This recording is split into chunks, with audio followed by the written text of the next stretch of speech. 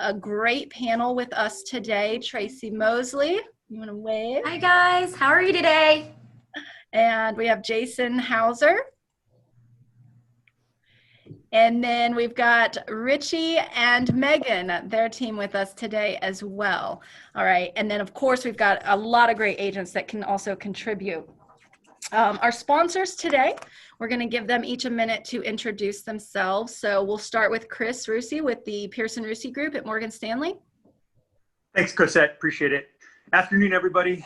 Chris Rusi, Morgan Stanley, and the Pearson Rusi Group in the Virginia Beach office.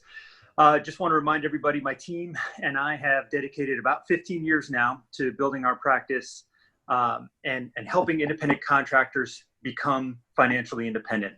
We would love the opportunity to do the same with you. Our firm, Morgan Stanley, provides us with an extensive list of tools and resources. We have the experience to make the most of those tools and resources and keep our clients on top of all the latest and greatest in tax rules and changes when it comes to retirement and retirement planning.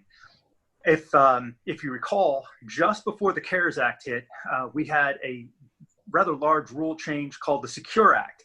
And it did a great job in helping agents get even more flexibility in their tax shelters and their retirement planning strategies.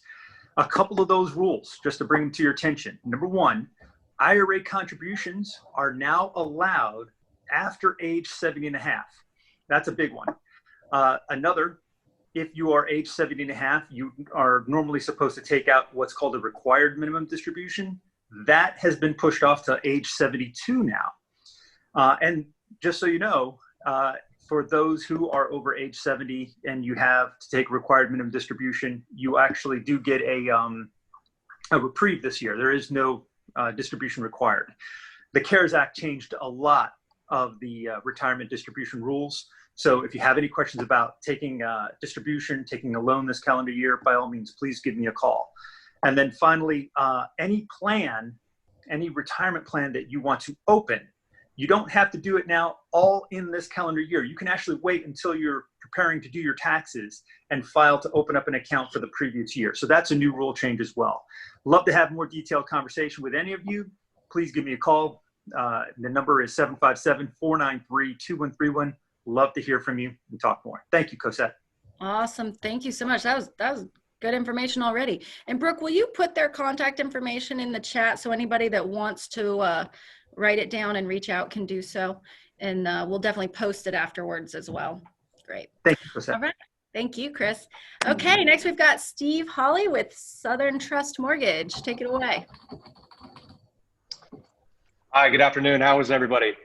What I wanted to do is kind of tailor how we can help at Southern Trust Mortgage, help you write a winning offer, and that's our priority approval program. We have the ability to underwrite a loan within 24 hours, and this helps differentiate you in the market when you go to make that offer.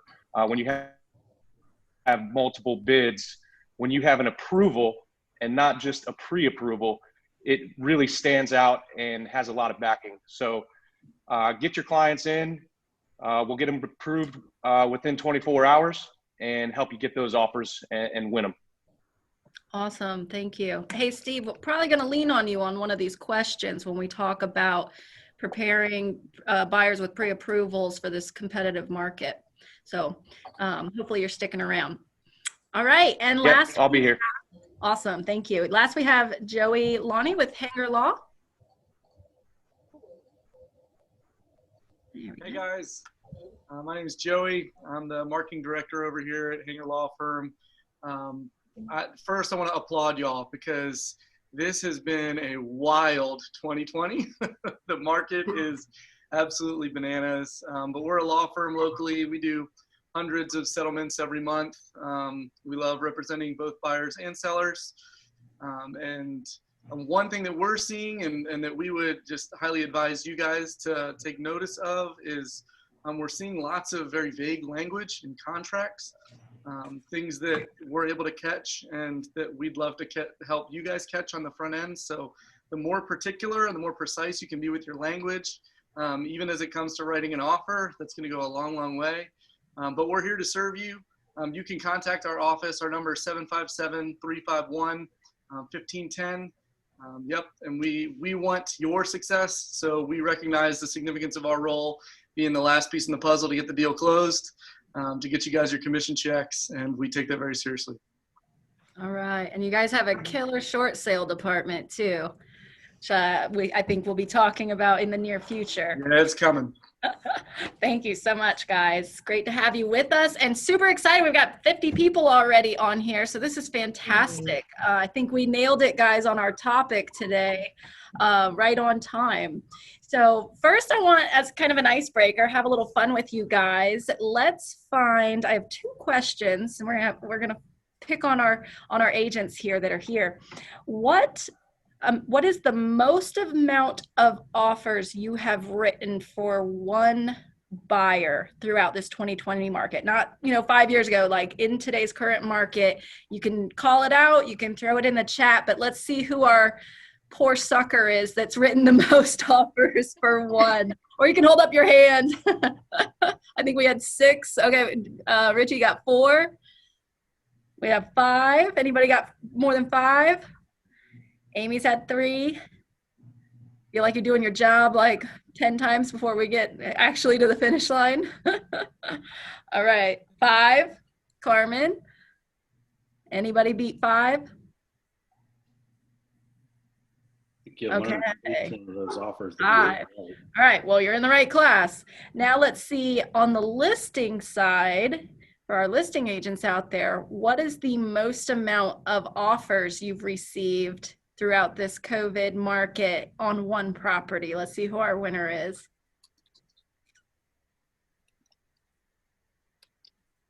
$13, Jason, okay. Can anybody beat 13? It is crazy. I mean, it is crazy out there. Yeah. Okay, I think you got your winner there, Jason. I'm sure there's other people who've had like 9 and 10. If not, I mean, I've seen them out there. I mean, if not, I think I've been probably one of the 9. Right. Or 10 or whatever. Yeah, I don't know if Kaleo's on here, but I know last weekend he got 18 on a listing. Yeah. So that's Holy moly. 18. I know, it's crazy. It's crazy. Okay. Yeah, we got 13 offers and we even got the guarantee. So. Yeah, wow is right, Latoya. All right, so let's dive into some of our questions and our topics today. So kind of going in order of the transaction, we're going to start at the very beginning.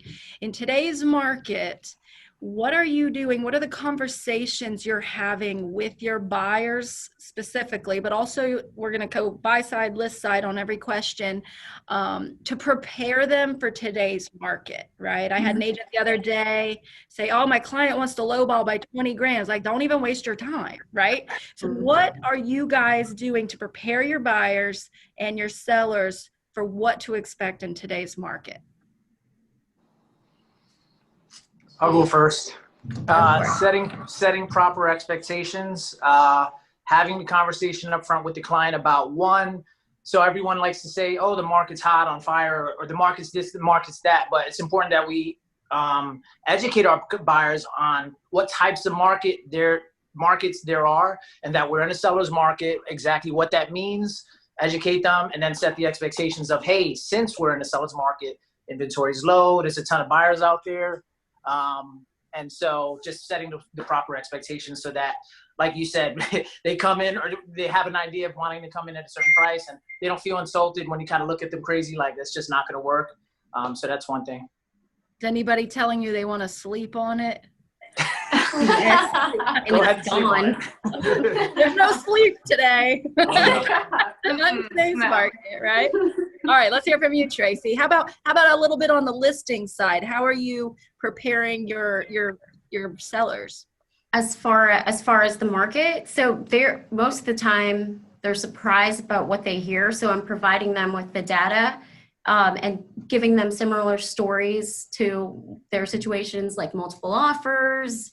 And I explain to them how the process is going to work. I tell them, hey, it's pretty much going to be a 3-ring circus from the time we list till we get you under contract. So be prepared, go somewhere because people are home because of COVID. be prepared to leave for, hours at a time, and just know that, people are going to be coming through the house. If you have anybody who's immune systems compromised or anything, just letting them know that it's going to be crazy. And then as far as when we receive the offers, I tell them I'll get them to you in real time, but obviously we'll choose a day to go over all of them. And then when we get the offers in front of us, I do a net sheet to kind of give them all the offers, because it's overwhelming. You're just you're giving them like 3 or 4 offers, and they think they look the same, but you got to break down the closing costs and what they're asking for, and if there are no closing costs. So just getting them prepared for what to expect when we start getting offers. And with that, I'm going to tie the buyer and seller. And Jason, if you want to take this one, your pre-approvals, right? Because in a normal market, you could, we can go see a house or two before we really lock down that approval, or that, they come in with a qualification or something. So what have you guys done to really beef up or be more stern with the pre-approval process before you ever hit the streets? I think for me, it's always been, you want to have everyone pre-approved before you really hit the streets. Don't get me wrong, you're trying to meet a new client at a house on the first time showing, because it's a call or something, by all means, that might be your introductory. But after that step, I'm all about trying to have someone pre-approved, because you want to have all your ducks in a row no matter where you go. Because don't get me wrong, I've sent in offers that I've not probably provided the letter of approval or the pre-approval letter. But in today's market, I think you want to have everything in line. You want to make everyone feel real rest assured, especially a seller, that they can feel confident you're going to close the deal. Your value is the best value for them, whether it be a closing date or whether it be preparing to, basically work on the seller's time frame.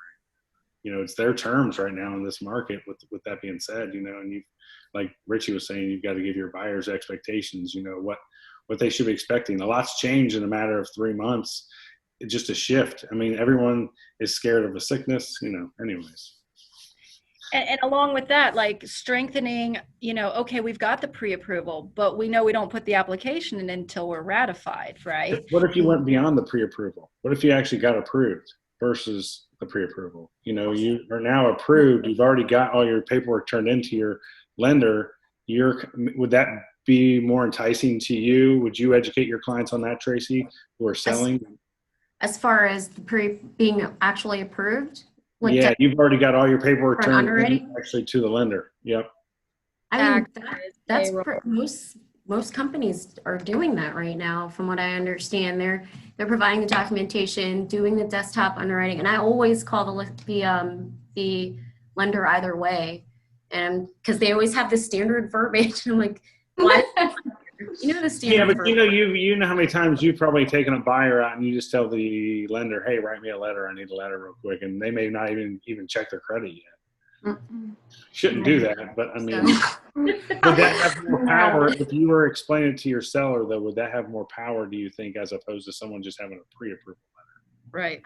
Yeah, absolutely. I think so, because it shows that they are motivated, and also that they have already done their due diligence up front, probably because of this similar situation. And then also, speaking of lenders, make sure they're reputable. Unfortunately, the online companies it's difficult to get in touch with anybody over there. So it's good to have a local lender. I would agree with you. People still do, though. No 1-800 numbers. Steve, let's call on you for a minute if you want to come back on the screen. See if he's paying attention. Ask. Hello, Steve. Maybe not. Okay, well, I was going to ask the lender what they're seeing on their. Is Courtney on here? I think she did get on here. Courtney, are you there? Courtney. Sorry, it wasn't letting me unmute. Oh. There we go. Okay. All right, so Steve, on your side of things as a lender, what are you guys, what language is going on in your industry to make sure that you guys, I know you guys are working around the clock just as much as the realtors trying to get everybody approved. And as far as the promptness of people sending their docs in and having everything, what are you guys seeing on your end? Well, it's really important to get all that up front, like you all were saying. You don't want to get down the line and you find out when it actually goes to getting underwritten that there are problems and they can't buy the house. So that's where our priority approval is huge, because within 24 hours, it's not a desktop online computer making a decision. It's actually underwritten. We have all the documentation, and it's an approval. It's not a pre-approval. It's not, just sending a letter out saying, I think that this might work. It's saying, hey, this person has their ducks in a row. They're qualified. They can buy on whatever offer they're making at this point. And we found that it is very strong, and we win a lot just based off of that. Awesome. And like Tracy said, and I agree wholeheartedly, of calling, checking in with the lender on the strength of that approval, right? Are they barely on the line? Are there any conditions? Are you getting a lot of those type of phone calls? Yes, because when you're stacked up with 8 people and you have a timeline where you have to get out of the house, or like was mentioned before, you want to make sure that everything is solid up front. And when I get those phone calls, I am making sure that I'm not guessing at all. I want to make sure that my underwriters have looked at the client. They know that they can substantiate their offer, and I'm translating that as well. Awesome. Thank you. So guys, for tools and help with that presentation to the buyer or the seller, Tracy being able to say to her sellers, hey, every offer that comes in, I'm going to call behind. I'm going to check on the strength of their approval, their loan, because we want to make sure we have a solid buyer that's not, going to fall apart halfway through the deal. And then on the buyer side, buyer's agents, I love when you get language like this to say, hey guys, we're going into a competitive market. And if you want to have a chance at winning this, we've got to make sure the number one thing stepping in the door is that we are solid and approved with your loan. Get those docs in, don't drag your feet, or you're not going to end up winning the property, right? Right. So now let's roll that into, we've got an approved buyer, and you've got 18 offers coming at you, or whatever the case is. As a listing agent, what are you guys looking for in priority order in these offers, so that our buyers that are writing these offers know, okay, make sure we've got A, B, C, and D in line, then our chances of winning this.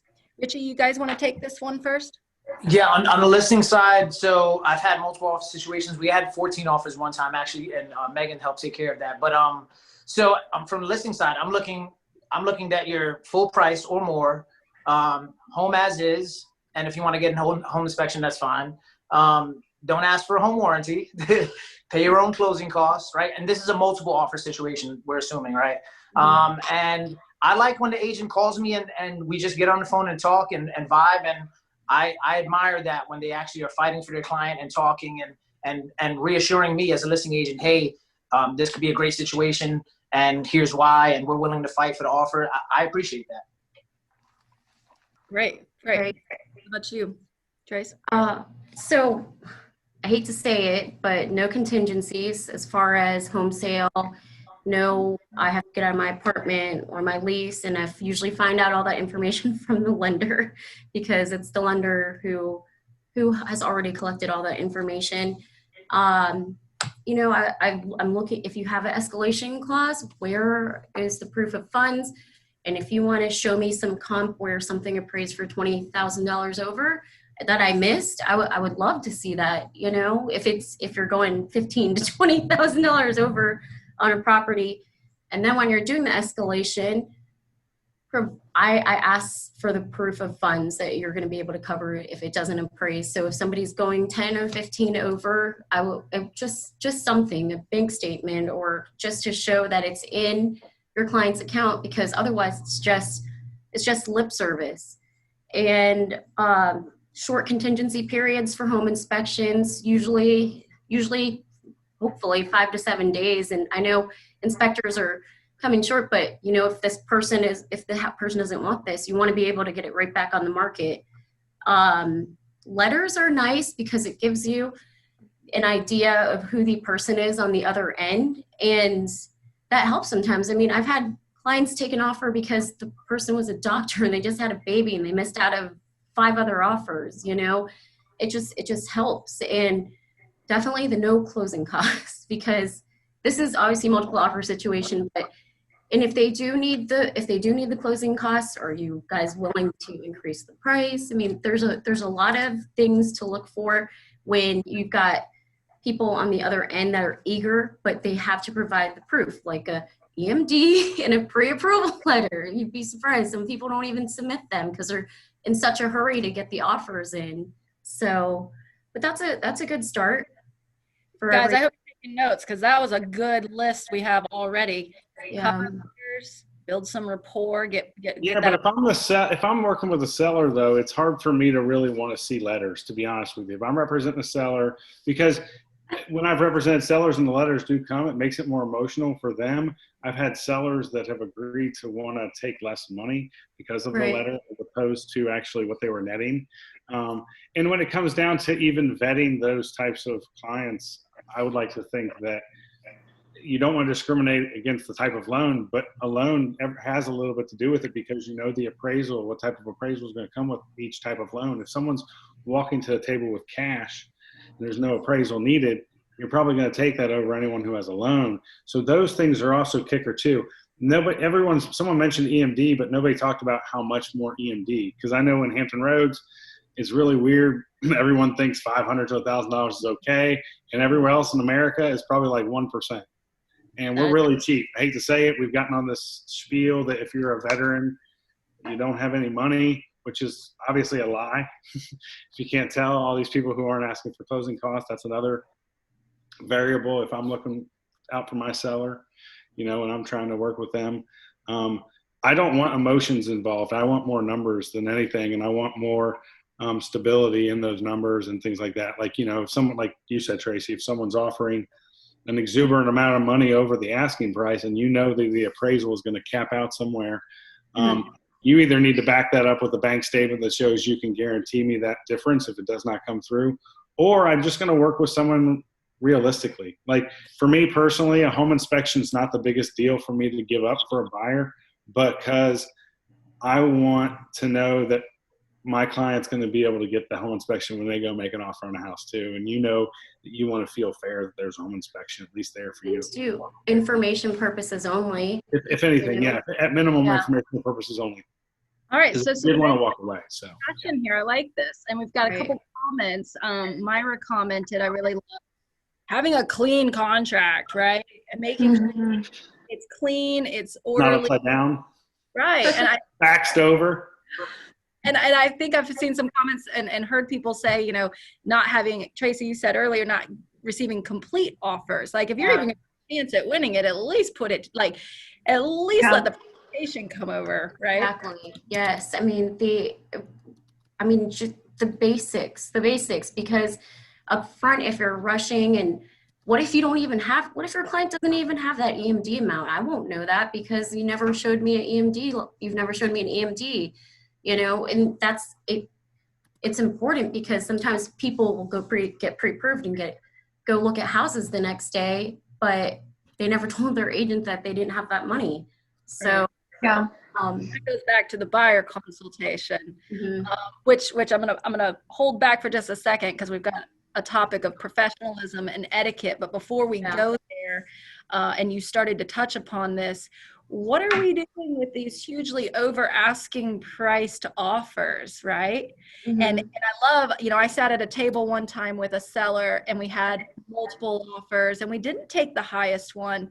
And Jason, to your point, they did take the one that literally made them cry with the cover letter, but it was the best one. And I think Omar made a very valid comment in here. You know, is it fair if we push one or the other, or it is our job to present all, right? Yeah. Present them all in the light that they are.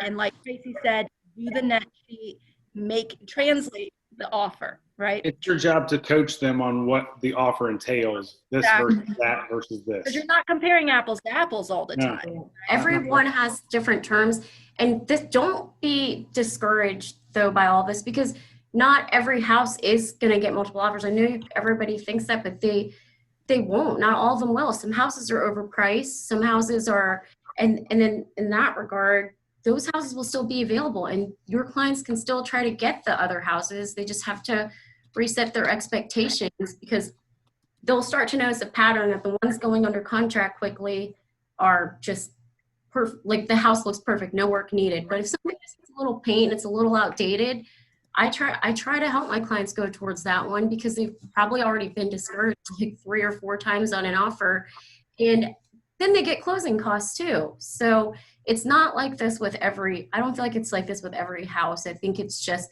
some houses that come on that are just perfect.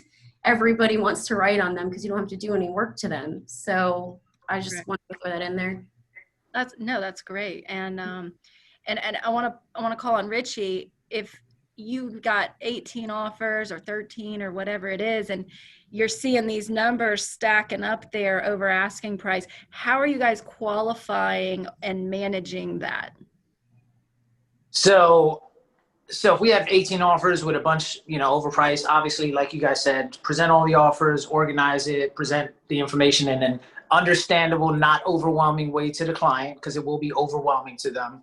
And then just like the criteria we talked about, hey, who's paying their own closing costs? First of all, here's the type of financing, right? And I think somebody mentioned about cash versus financing. So it's important that the client understands a cash offer versus a conventional loan versus a VA, FHA, some of the requirements, what it means for a client to put a bunch of cash down or a bunch of money down on a conventional, and then only have to appraise for that amount as opposed to the full amount. But you still have to cover the difference, because they would be overpaying for the house if they still paid the same price and it didn't appraise for that much. So explain to them the conventional loan, why cash is always king, and also VA loans. And in some circumstances, VA loans can be a great option. Sometimes that's the only option. So we work with a lot of VA buyers. I would say like 90% of my clients are VA. And we have to let them know, like, hey, if we get beat out by a cash offer conventional, here's why. And, we could still put our best foot forward and not win the offer. And then on the listing side, just explaining to the seller, like, hey, here's the different financing. This would net you more money. Like Jason said, ultimately, you don't want to get too emotional. We do on the buyer side write letters and stuff, but on the seller side, I try to make sure we coach our client, hey, don't get too caught up in the emotions. Make the best decision for you, because end of the day, we work for our clients and it's their decision. But we have to educate them on, hey, this is what could happen if it doesn't appraise. Are we prepared to go these different routes? You have anything to add, Megan?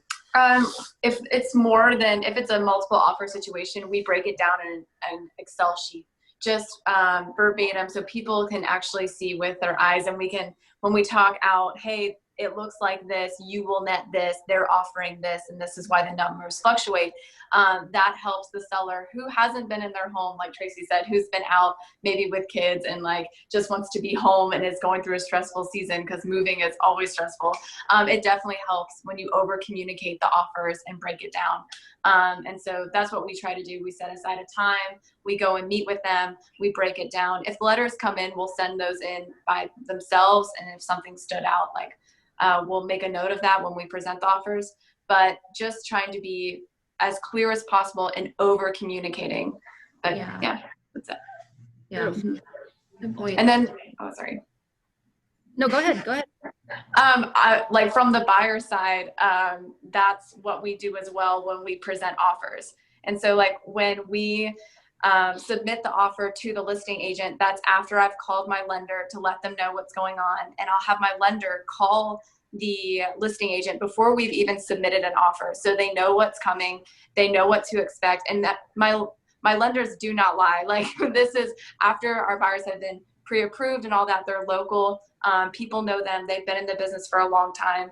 And we submit the offer. And when we submit the offer, we don't just say, here you go. We have a full breakdown, like line by line, like what the offer looks like, because the listing agent is just as overwhelmed as a buyer's agent trying to get the offer in as quickly as possible. And so we break it down. This is what we're offering. We are not asking for this. We're not asking for this. It may seem repetitive, but we've won deals because the listing agent has liked us. And that's not to say that they're not like consulting their client, but they said, hey, we really wanted to work with you. And so hearing that, yeah, it takes it to the next level and it helps the deal go great. Yeah. Oh my gosh. Okay, It makes guys. a difference.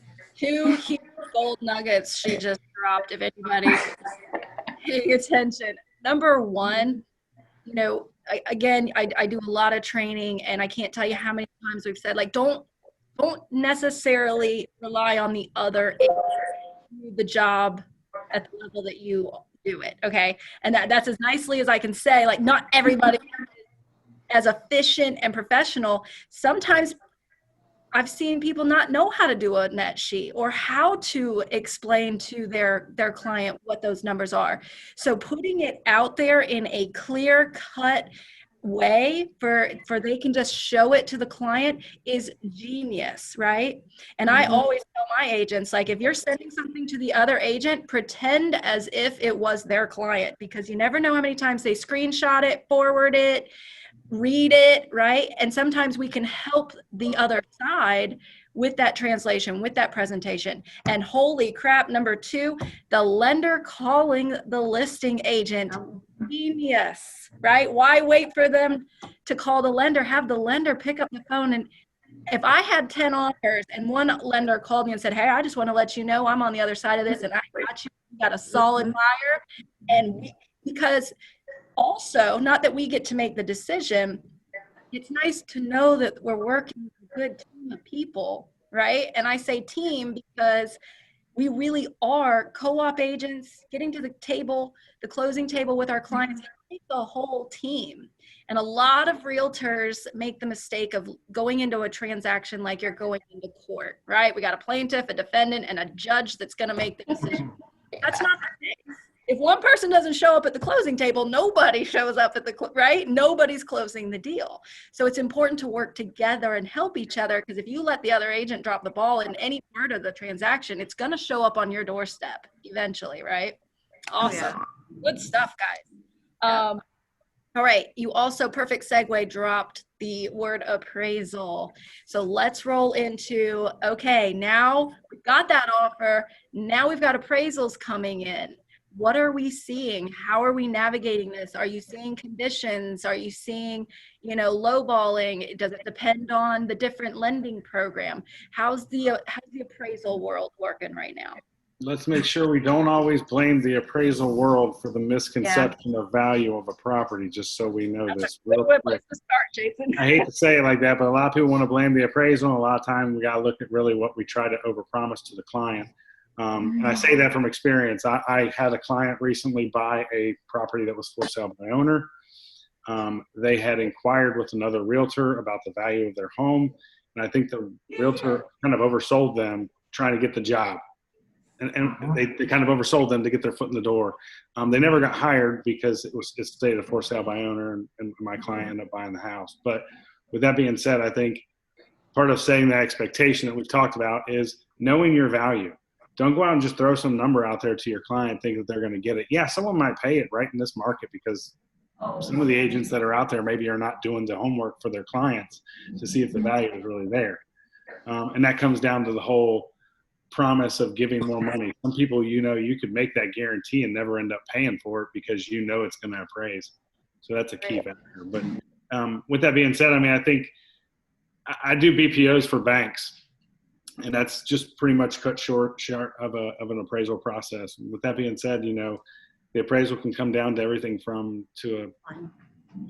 somebody having a 4th bedroom to not a 4th bedroom, or an extra 250 square feet, or a garage or a fireplace, things like that. Those could make or break the value of some of these homes. And don't be fooled, by the way, when you're working with a VA borrower, they are not ineligible for paying anything over the price that it doesn't appraise for. Everybody has this conception that a VA borrower is not allowed to pay anything out of pocket because they're not supposed to pay for the termite inspections. If they are paying for anything over the asking of the appraised value and it's out of their own pocket, they're allowed to pay for those things. Just FYI. With the appraisals, I have run into several issues during COVID where the appraisers were not entering the properties, which really does do a disservice to the sellers, but that's something it's uncharted territory. It's out of everybody's control for the most part. But with other and it does make things difficult because they're just looking at pictures or previous sales, or they maybe have called another listing agent that didn't answer the phone. But for the most part, what I'm seeing with that is I haven't seen any recently, but it was difficult at one point because they don't have to go in, and that part of appraising a property is going into the home. So I think that I think appraisers and lenders are probably trying to figure out a way to get past that. This is what I've heard, and one of the lenders on here can verify, but if a VA appraiser decides that he doesn't want to go in, I believe that you can request a different appraisal. So that might be something that they're doing to get over that. Can Courtney or Steve verify? And also, Richie, you guys are majority VA, so if you want to speak to that, I think at a certain point you can. So if you get the appraiser's name, and you can request a different VA appraiser when you get the information, but I'm not sure if after they've already started the process you can request a new one. I know that if you don't agree with the appraisal, you can challenge it. I think we went through one challenge. Mm-hmm. Yeah, and then you got the Tidewater, right? So the appraisal thing is too. So on the buyer side, the appraisal thing is like, so as a listing agent, I see, you see these offers crazy, and because you're good at your job, because you're a listing agent, you don't want to overprice the house, the kiss of death, right? So since you're good at CMAs, you should be good at CMAs. By the way, shout out to Chris Perry from CMT Appraisals. Be friends with an appraiser because they're going to teach you how to really do a really good CMA. And so I say that to say this. Be honest with your clients, because if you see something way over and the client gets all excited, it's like, oh yeah, we can make a ton of money. Hey, listen, I'm really good at CMAs. It's not going to appraise for that much. There's no data that supports that price. So don't get too excited. Like Jason said, under promise and over deliver. Don't ever over promise. And then so that as far as on the seller side appraisals, and then on the buyer side, telling the client the same thing, like we can go above asking, but they're not stupid. They know it's not going to appraise, or at least we hope that, and so not all realtors are created equal. Not all are good at CMAs. Some like to, price really aggressively. And with that also in this market, sellers know that they can push the limits. Some listing agents know that they can push those limits of what they can, put as a price, but just know as a listing agent, hey, we're pushing it, but just so you know, it might not appraise. So if it doesn't, here's plan B, here's plan C, if it appraises for this much, and setting those expectations. Let me ask you this. When you're listing the property and you get an over asking price agreement, so you list it for $250, you get $260 on your ratified contract. Before the appraiser comes in, do you or have you or would you recommend raising the listing price in the listing MLS to the price that you are now under contract for, or leaving it for less than what it was first listed for? I've never done that. If you've done that, I'd like to learn more about it. I did it recently on a property we had listed for $269. We got $280 with a $5,000 guarantee. We had a VA appraiser that did not go into the property. We had no appraisal issues. Nice. Never. Okay. And it worked out. Don't get me wrong. I mean, it comes down to, I think, pricing it right, like you just said. But I did change the price in the MLS to reflect the contract price. And I'm not. I know it's maybe eye foolery, but I mean, if that kind of helps my situation and it makes the appraiser look for that number, if that makes any sense. Do you think the appraiser looks for the number? That might be, if they can find it. I'm not saying it's always found, as we've experienced, not everything always. Well, like what Rich was saying about getting the CMA together, because the appraiser is going to call you, and then sometimes they'll be like, hey, where'd you get this value from? And it helps to have all of that prepared and kind of break it down for them too. I pull like the 4 or 5 strongest comps and I show the bedroom, square footage, when the sale happened, because sometimes these appraisers are busy. I mean, I know because they keep calling me, asking me about different homes that are currently under contract for sale. And I think having that presentation ready to give to them and just kindly asking, hey, would you mind taking a look at these comps that I've prepared for you? And I also have a list of updates from the past 5 years bulleted and pointed out that, the other said property does not have, because it helps. I mean, they might give a premium, obviously, for LVP or instead of carpet. So it all adds up, all the little things. But if they have it right in front of them, which, we know that they're all already supposed to do that, but it does help. So I feel like reaching out to them and giving them what you do have as far as comps helps them kind of get to that number and gets them the idea of why you feel like it should be priced that way.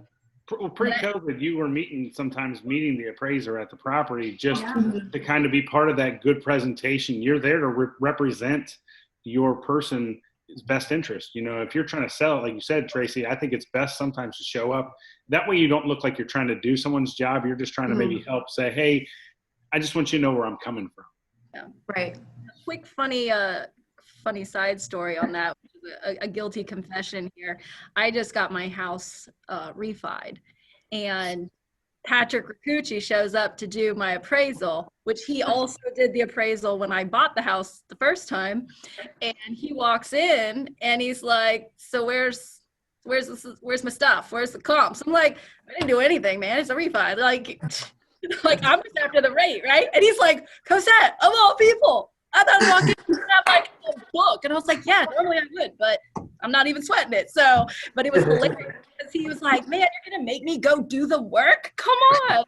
Yeah. Did he also ask you what you needed?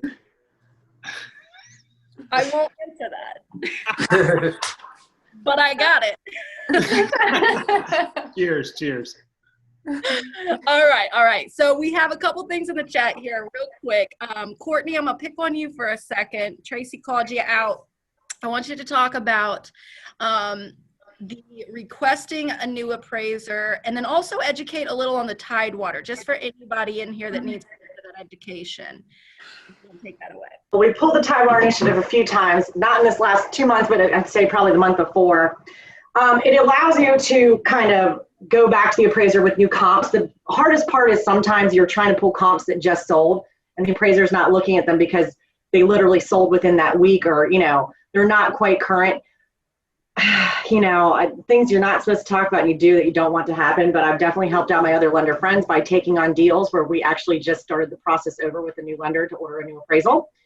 When you're to offset that Tidewater initiative, when you don't win and your house should, and the appraiser just doesn't like the comps you have, and you just have to give it time for more houses to sell. The other thing about an appraiser not wanting to go in a house, so in my world, we don't really have any issues with appraisers not wanting to go in a house. We let all of our appraisers know if the house is occupied or vacant. It's a question we ask our agent when we get the ratified contract. It's like, who's your title company? Do I have the MD? And is the house occupied or vacant? That way the appraiser cannot take the job up front, so we don't have that happen again. If the agent does not get back to us, we assume the house is occupied. So that way, if an appraiser is uncomfortable with going into a house, they just don't take the job.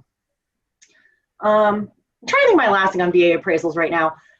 In my last week waiting on appraisals, I would say all of them have come back at the 10th hour on the 14th day at midnight, maybe even the next day in the morning. So just know they're still very backed up, and there is nothing I can do, especially when we need a second appraisal because they need a deck board replaced or there's peeling paint. And there is nothing I can do about that. And a lot of my agents are have they turned it in yet? The appraiser came today for the second inspection, and it's always on a VA appraiser. He came today on the inspection. He said he's going to submit it when he gets back to the office. Well, he didn't. And there's nothing I can do about that until the report comes in. Yeah. And if he turns it in 8 o'clock at night, I can't call my underwriter at 8 o'clock at night and say, I'm sorry, I'm Courtney Lalonde. I'm going to need you to go in, because they're already working till midnight. Everyone's stressed out. So, just bear with us all. But if we're ordering the appraisal so close and it's going to take a full 14 days, and that means your closing day is the next day, I don't know. Just throwing all that out there when we're trying to get deals to close on time, because I'm sure that's something listing agents like to hear out of a seller or a buyer's agent saying, hey, we can close that in 25 days. That's really tough to your lenders in the world to make that happen, which I'm sure makes deals look way more attractive. But if your buyer has not even submitted any paperwork before that deal goes in, and then we have them on a title in a house in South Carolina with their ex-wife that we don't know yet because we haven't seen full documentation, it makes 25 days very hard. Again, there's just a lot of factors when I get on VA, because I feel like lately I've been pushed to the limit of just these second inspections, and there's nothing I can do. I didn't ask for that house they're buying to have a rotten deck board that had to be replaced. Right. But you do require it to be underwritten and released as a condition by the underwriter on my end, who is way backed up right now. So Can they sign off? Is that something the VA or a buyer could sign off on that though? Could the buyer? The buyer can call the VA and ask for it to be waived. Buyers get I can't do that. The buyer itself, the VA person has to call the VA and say, hey, we're just going to rip that deck out, or hey, we're going to replace it ourselves. But usually we need it so quick. And that's still a process too. That still has to get approved by VA as well. And they're so fast over there, but yeah. A conversation topic. I love this. This is great. Yeah, so, it's just things I'm seeing. An appraisal come in 24 hours though. That was. No, I saw that on your Facebook page. I'm like, okay. Well. I was like, holy moly. All right. So are you guys finding that the deals are closing as scheduled? Because, and before I finish that, one of the base trainings that, with new agents, and hopefully everybody got some good training, is look at your timeline, right? I mean, I saw some offer come over and it was like, a 15-day closing with VA. Like, no, no, it's not going to happen. Or an uneducated agent puts, okay, I want a 15-day deadline for my Hrra, but we're going to close in 25 days. Like, you're not clocking out the timeline, right? So are you guys feeling that the offers you're seeing come over are well thought out and not just, blowing smoke up there to get the deal? Or are you seeing deals get pushed? And because I'm seeing quite a few extensions. I'm seeing an extension happen. Well, I've done things to try to alleviate that, like asking the lender to, because there was a while I was having issues with appraisals coming in on time, asking the lender to order the appraisal like right away. Because elaborate. I remember getting one like the day before closing, and then it had to push the closing to the following week. But obviously we have no control over when an appraiser comes out there, but it's just a suggestion and the buyer has to be okay with it. So, but it is a good idea to help facilitate and speak and communicate with the lender and get them to do that if we know everybody's backed up. Now, would you say that that's a strategy that can be used? I think so. And when you reassure the seller of that, what's that? A buyer presenting that they're going to order the appraisal immediately. Would that not be a great tactic and strategy? If you're pushing for a less than 30-day close, for sure. Or trying to win. Yeah. Bid. Absolutely. Right? Yeah. Okay, guys, thoughts? Megan, Richie? Well, good. I always get nervous ordering the appraisal before the Hrra, but that's when we go ahead and we've been submitting contracts with 5 to 7 days for Hrras. And so as soon as that Hrra is ratified, I don't care if it's at 9 p.m. at night, I email and I text my lender, hey, we're good to order the appraisal. And so it just makes me so nervous because it is something like the buyer will have to pay for. And so I never want to put them in a situation that they are biting off more than they can handle. And so I always wait, but we try to be very, very prompt with the Hrra. Yeah, the timelines are important. We have a checklist in our command where we have to we count 14. We always count, always give fluff time. Yeah. And to answer your question, appraisals have been coming in at the last hour, just like Courtney said, especially with a lot of my VA buyers, our VA buyers. Yeah, so just make sure, like Cosette said, that you're counting out the days. And we've done quick review. This is another thing. You're gonna have buyers that they'll take it all the way to a certain point or a date, or We've lost a lot of buyers because of the appraisal. And so not like buyers, but we've lost a lot of transactions. And so if it makes it that far in the process, talk with your lenders and see what you can do about having a shorter closing, because we've made it, I think 3 times now to an appraisal, and it just did not work out. But luckily we set the expectations of what happens when an appraisal happens. So it either comes in great, you guys move on, happy-go-lucky to the closing table. If it comes in low, we can either renegotiate, the seller can come down, or we can walk away. And we present that multiple times in a very calm way to the buyers, just like, this could happen. And it's happened to our buyers, and we say, that's okay. We move on, we walk away. But some of your lenders can get things closed sooner if you're willing to do the inspection within 2 days, and if you're willing to order the appraisal right up front. So we've had 2 VA buyers that have closed within 15, 20 days, but everybody was all hands on deck, and we made it. And yeah, that one was fine, but we have had to extend And that's it. it's just ordering it up front, because sometimes the appraisals will sit on it for 5 days and then not even contact me. And I'm like, why did you have this for so long? Here's something else to think about when you're getting an offer then with the appraisal. Yeah. If your offers are all the same, but one offer is putting down 20% down payment on a conventional loan, do you think your appraisal has a better opportunity of, even if it doesn't meet the appraisal requirement, it's still going to be okay with your clients, because they're going to be putting 20% down? So the appraisal is based on the loan amount borrowed, is it not? Well, I've had people that put down like 100,000 or 150,000, and then in hopes that they won't even have to deal with an appraisal.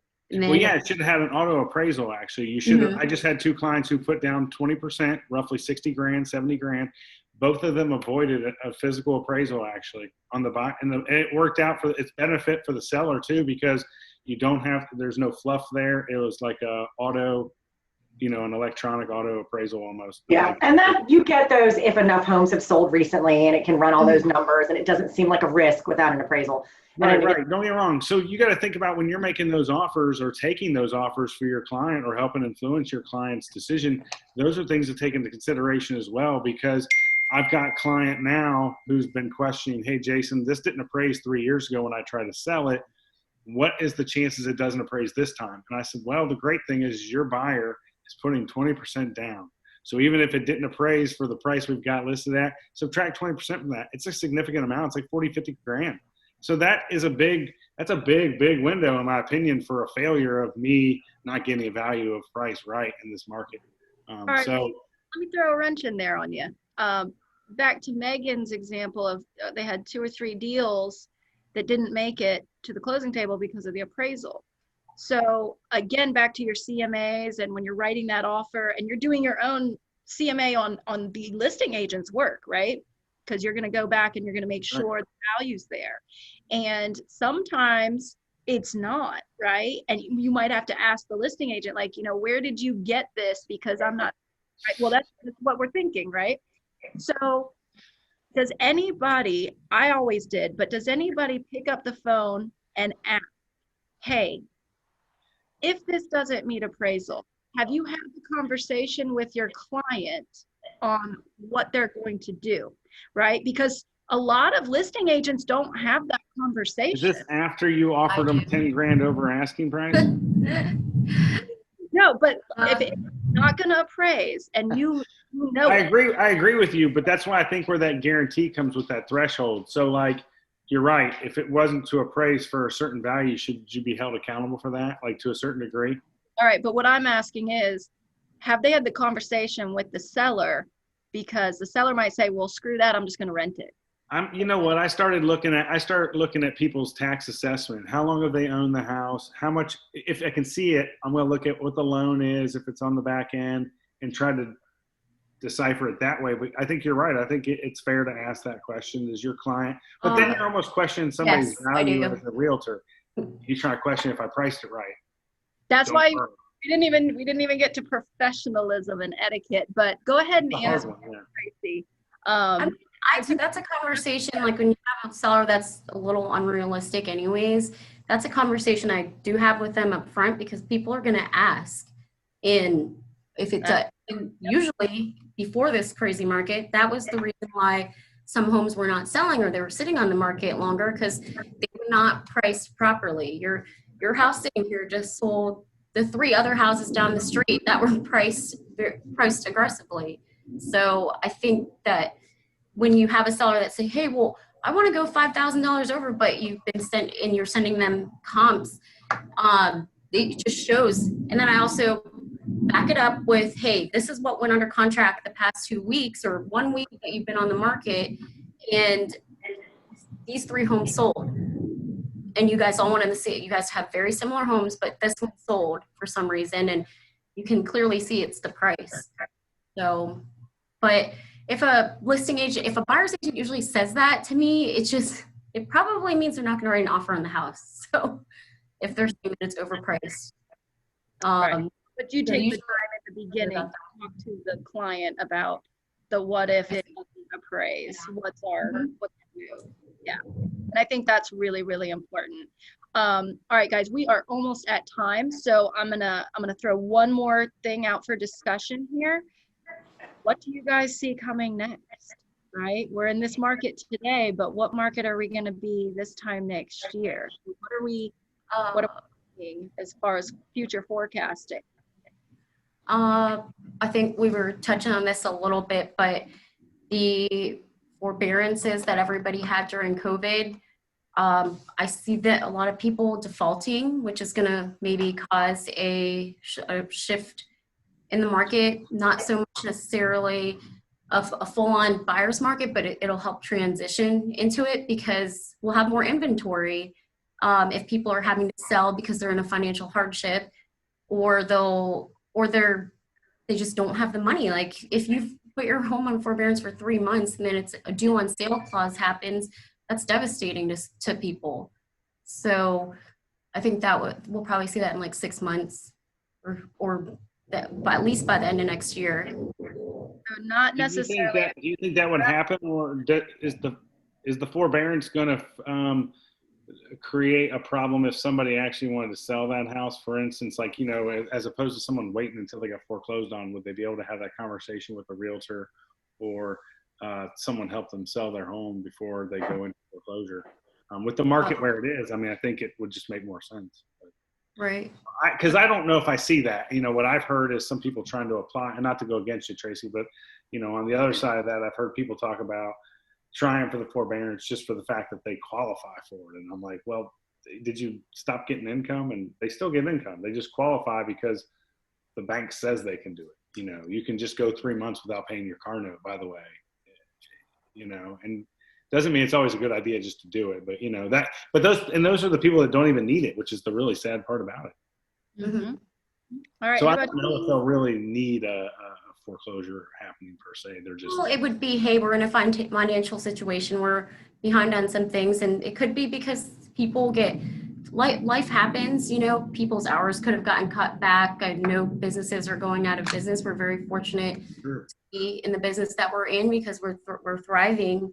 But I'm only saying this because I have had calls from 3 people saying what they did because their banks were offering them, thinking they were being proactive, but not explaining to them that in 3 months, you pay this upfront along with your regular mortgage payment. I mean, did they take that extra money that they kept and go buy a new boat or something, or go buy a bunch of workout equipment? I think in relation to what you're both saying, in 2009, we had a distressed market, right? Short sales, foreclosure. I think this will be the same distressed market, but it will be a major sense of urgency for the sellers that need to sell. They might not be upside down because the market didn't, inflate so much that people were upside down in the houses. Right now, they just can't. They're just behind on payments per se. Right. So, all right, let's go to Richie and cap us off with some forecasting. I wish I had a magic ball, but just from what I'm reading and the videos I'm seeing and all these economy experts on the economy. Yeah, like the deferments, right? Deferring the payments, not smart unless you're really in a bad situation. And then the unemployment rates. I don't know the numbers, but I know it was something like over 4 million people unemployed, and that might, I think, have a bigger impact because of, you know, the repercussions of COVID and everything that's happened. I don't think it's going to happen in the next 6 months. That's just my opinion. I don't think it's going to happen until probably the end of 2021, because it takes a little bit of a while for that to really come to fruition. But and I also don't believe that we're going to go through a full shift. I don't think our market is going to go through that big of a change. I think other markets around us in the United States, but our market, maybe listings will go up, Right. which will kind of level things out. So get ready to start listing a bunch of homes next year, guys. Get pumped up. It's gonna be fun. But yeah, I think that's maybe what's gonna happen. But yeah, there's some distressed homes out there that are gonna hit the market in the spring, I believe. Has anyone taken into consideration? And I'm not saying this like in a discriminatory way or to stereotype the types of people who own and who rent, but the people that were probably most affected by this, or the industries that were most affected by this. What the percentage of ownership is to renters, because you're seeing all this, you know, moratorium on rent. You know, nobody's really given much forbearance on the mortgage market anymore. It's kind of like lost in the midst of it all. But do you think most of those people that are really impacted are probably more on the renter side, like 70% of them are renters, maybe 30% of them are owners, and that's probably why we won't see as big as a change or a shift? At least that's how I feel about it. Yeah. Don't get me wrong, some of the business owners that are impacted are probably big homeowners too, but I think a lot of those people that were really impacted might be service industry people. And not a lot of those people are not that I know of, are homeowners or that I've experienced are homeowners. So I don't see them being as impacted. You know, in our big area being military, they weren't impacted at all. Yeah. But the renters, so investors, the investors who are not getting rent are going to be affected. I mean, how many properties are you managing you're not getting rent on? I manage 25 can't properties. pay for it though. I manage 25 properties. In shambles. What's that? The 25 properties I manage, zero of them have not paid rent. I've always had rent paid, even during this COVID, even with like a Section 8 rent tenant, believe it or not. So I don't know. I want to know what the other numbers are in this area for renters. You know, I say that because I wonder if it's regional, you know, things like that. Yeah, that's an interesting question. That would just take some research and statistics. I don't think any of us know the actual. Because it like Tracy said, it's a domino effect. You know, you got a renter, you have an investor, and you might not have lost, but I have heard of people that have not been paid and things like that. And that's a whole nother topic for another day. We are at time, so we're going to close up here, but I hope you guys are following the chat. We had great questions, great interaction. I want to thank everybody for joining in.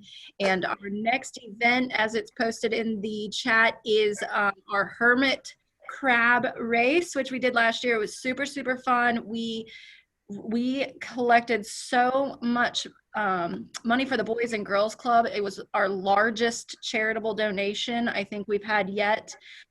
Courtney, are you available? Do you want to speak on that for a minute? It's kind of her baby, little crab babies. But anyway, definitely come out. It's going to be at Recovery, and we selected that on purpose. It's off of Battlefield, centrally located, and has a great outdoor space that we can hang out, be socially distant, and still be able to network. So come out to that. You do need to register and buy a little crab. It's super fun. You can root for your little crab and watch them race, and then we'll make sure that they all get good homes and help out the Boys and Girls Club. All right. Any last comments, questions, anything from anybody that wants to get any last minute in? All right.